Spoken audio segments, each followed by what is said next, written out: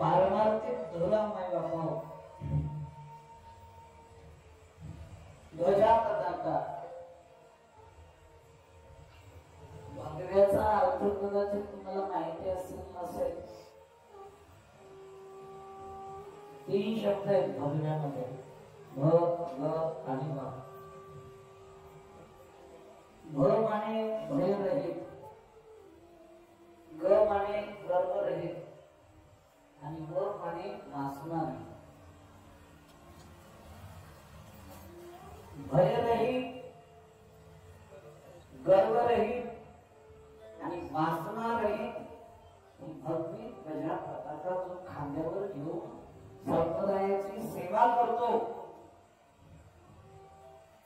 आणि विठुरायाचा परम भक्त बनतो. अशा हरिभक्त परायण आदरणीय श्री मारुती महाराज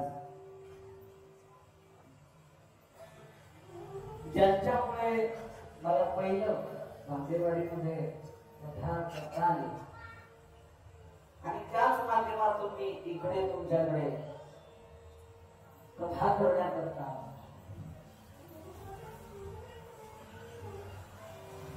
कथा प्रारंभ करण्याआधी मी आवाहन करतो मारुतीरायाला, आइये हनुमंत विराजे कथा करुपती अनुसार प्रेम सहित गादी धरो पधारिये पवन कुमार सियावर रामचंद्र की जय. कीर्तनाच्या माध्यमातून बाबांनी आपल्या परिसराला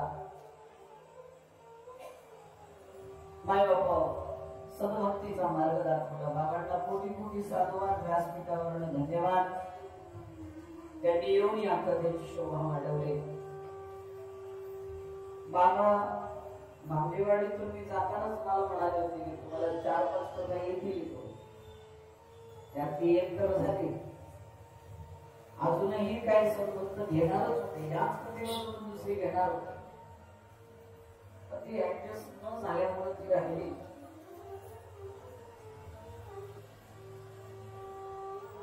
आज बराचसा विलंब झाला. आपल्या गावामध्ये एक दुःखद घटना घडली आहे.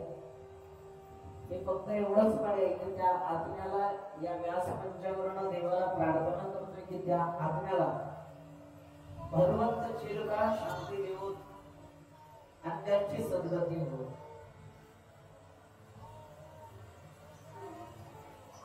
घटना दुर्घटना असो किंवा अजून काही असो, पण अशा गावामध्ये यज्ञ कथा चालू असताना जर काही असं घडत असेल तर त्याला दुर्भाग्य म्हणू नये, त्याला सौभाग्य. वाईट का घटना असेल,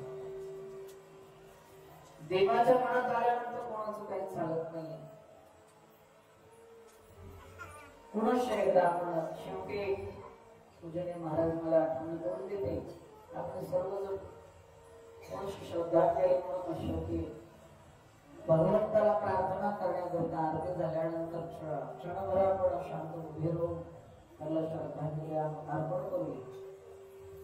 कथेला प्रारंभ करतो. काल आपण कथा श्रवण करत होतो. परीक्षिती राजा साधू संतांच्या मांदेवाडीमध्ये येऊन साधू संतांना विचारताय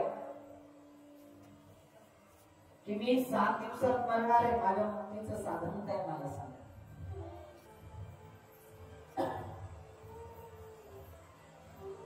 सर्वांनी विशेष लक्ष द्या. माझ्या मुक्तीचं साधन काय असं विचारणारा परीक्षिती राजा भाग्यवान.